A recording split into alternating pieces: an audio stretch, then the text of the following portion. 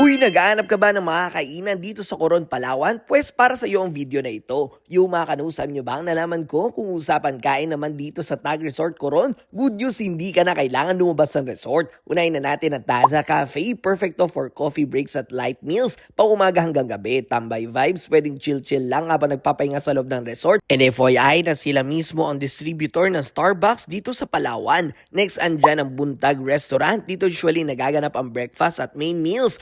Cozy, relax at swak pang family, pang couple or kahit solo dining. At para sa gustong mag-unwind, meron silang Tagay. Chill spot to para sa drinks at kwentuhan. Lalo na paggabi, pang tanggal pagod after a long day sa Coron. Special thanks to Bathala Travel and Tours for the tours at Golden Sky Travel and Tours for our flight ticket. So mga kanus, whether coffee, kain or kaunting tagay, lahat yan nandito na at mag-book na kayo dito sa Tag Resort sa Coron, Palawan. Simple, convenient at vacation vibes lang. Let's go!